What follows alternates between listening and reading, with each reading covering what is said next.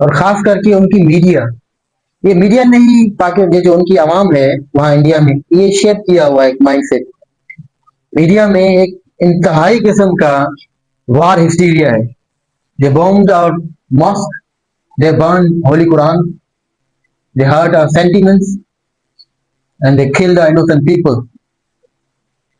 अगर इंफ्रास्ट्रक्चर था, टेरिस इंफ्रास्ट्रक्चर था, तो रावलपिंडी के क्रिकेट स्टेडियम में भी आपने हमला किया है। वहां क्रिकेट स्टेडियम में कौन से टेरिस बैठे थे, कौन सा टेरिस इंफ्रास्ट्रक्चर था क्रिकेट स्टेडियम में? There's totally less rational to attack a sovereign country. अब किसी भी चीज को आप बहाना बनाएंगे और एक खुद मुख्तार मुल्क पर आप हमला करेंगे और फिर आप ये तवक्का करते हैं कि वो आप पर हमला नहीं करेगा, ये कैसे हो सकता है? और ये आपको किसने इजाजत दी है कि भाई चाहे चाहे चलो टेरिस इंफ्रास्ट्रक्चर था भी तो आपको किसने कहा है, किसने इजाजत दी है कि आप हमारे मुल्क में आके हमला करो? This is unacceptable. We had to retaliate. We did. And further, I must add here, the root cause behind the conflict is Kashmir. Unless the Kashmir issue is not resolved, this issue, this escalation is not going to aid completely. अभी जंग हो रही है, cease fire हो गया, अभी भी इसके मिशन चल रहे हैं एलओसी पे, मगर होगा क्या कि अभी ये होगी जितना हम एक्सपेक्ट कर रहे हैं ना, ये सीज फायर चलेगा, उससे भी कम वक्त में फिर एस्केलेशन होगी। फुल स्केल वार तो हो नहीं सकती दोनों न्यूक्लियर स्टेट से, एस्केलेशन होती रहेंगी। तो होगा क्या, जब तक ये मसला कश्मीर हल नहीं होगा, international community that is almost dead, Pakistan and India bilaterally must understand this. This is a loss from both sides. दोनों मुल्कों का नुकसान हो रहा है, दोनों का, सिर्फ एक का नुकसान नहीं हो रहा, दोनों मुल्कों का नुकसान हो रहा है। और इंडिया मस्ट अंडरस्टैंड कि हम तो जंग के लिए तैयार हैं। पाकिस्तान तो ऑपरेशन करता आ रहा है भाई, ऑपरेशन दर्ब अजब है, ऑपरेशन रद्दुल फसाद है, हम ऑपरेशन करते आ रहे हैं, we are ever ready for the war.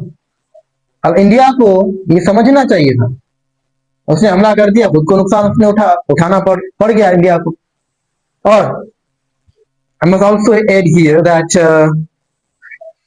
the people of India they must also understand कि अगर पाकिस्तान से जंग होगी ना, वो जंग करते हैं, उनमें वार मोंगिंग थोड़ा ज्यादा है, अगर जंग करेंगे तो उनका नुकसान होगा। हाँ हालत है। और जब भी जंग होती है ना बेटा, चाहे इंडिया से हमला हो पाकिस्तान पे या पाकिस्तान से हमला हो इंडिया को, कश्मीरी बेगुनाह मुसलमान हैं जो मारे जाते हैं, कश्मीरी मारे जाते हैं। अभी भी एलओसी में जो फायरिंग वगैरह हो रही है वहां कश्मीरी मारे जा रहे हैं। ये सोचना चाहिए उनको, दोनों तरफ से सोचना चाहिए। वो तो हिंदू के वोट नहीं देगा, पाकिस्तान तो उसके बाद उस पर कब्जा नहीं करा, और जो कश्मीर के लोग हैं वो खुद कह रहे हैं कि हम बेटा देखिए, इतना इजी नहीं है अटैक करना वहां पे।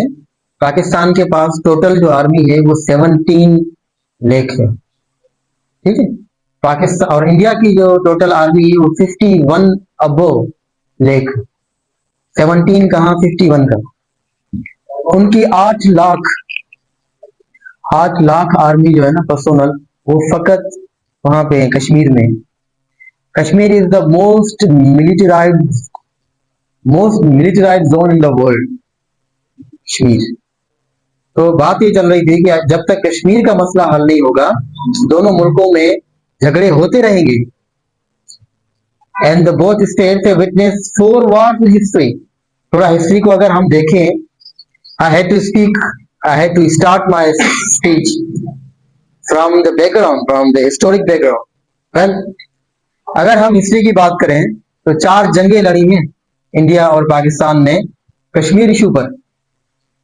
1948 में, 1965 में, 1971 and then 1999 Kargil, and now there are treaty